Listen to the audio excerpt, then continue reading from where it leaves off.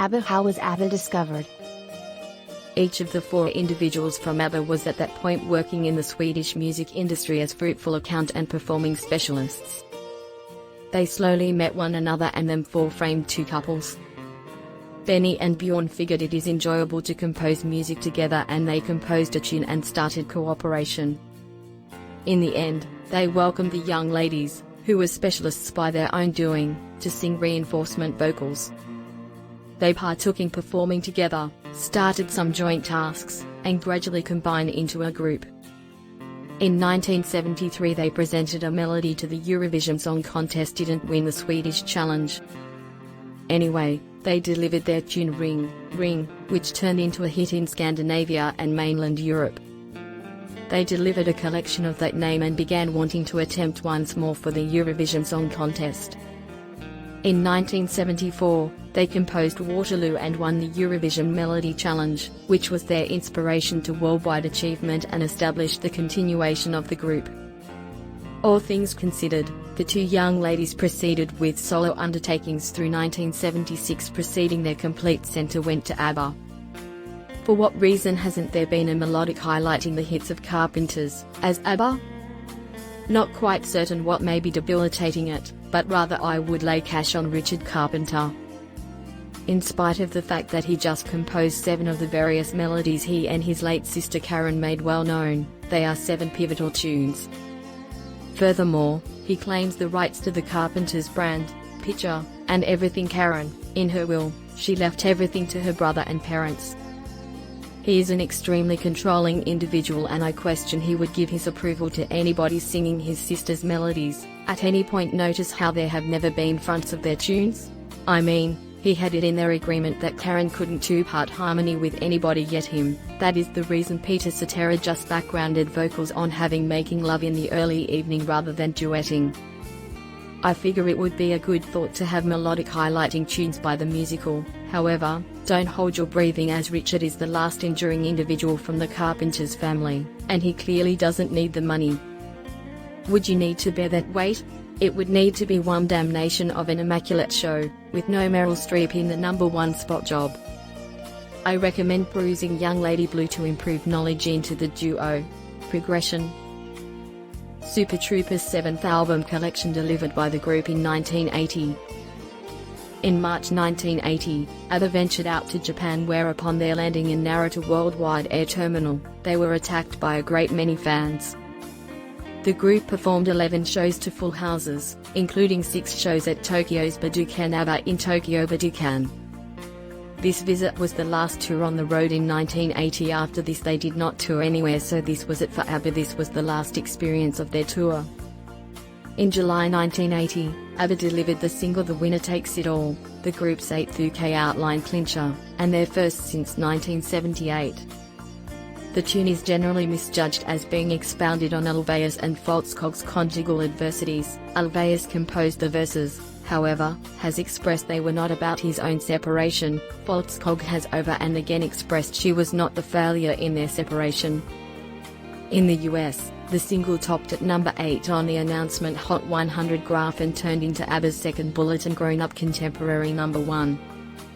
It was likewise re-recorded by Anderson and Alveus with a marginally unique sponsorship track, by French chanteuse Mireille Mathieu toward the finish of 1980, as Bravo to as Gagne, with French verses by Alain Boublil. November that very year saw the arrival of Abba's 7th collection Super Trooper, which mirrored a specific change in Abba's style with more unmistakable utilization of synthesizers and progressively close-to-home verses. It's anything but a record for the most pre-arranges at any point got for a UK collection after 1 million duplicates were requested before release.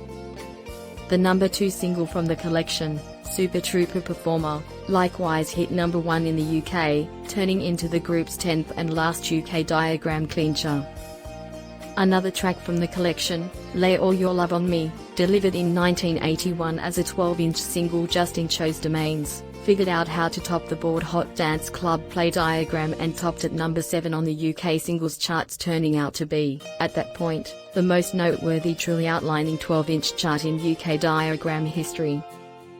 Additionally, in 1980, Abba recorded an arrangement of Spanish-language variants of their hits called Gracias por la música, meaning in English, thank you for the music. This was delivered in Spanish-talking nations just as in Japan and Australia. The collection turned into a significant achievement, and alongside the Spanish adaptation of Chiquitita, this flagged the group leap forward in Latin America. Abba Oro, Grandes Éxitos, which might be compared to Abba Gold, meaning Abba's greatest hits, most noteworthy hits, was delivered in 1999.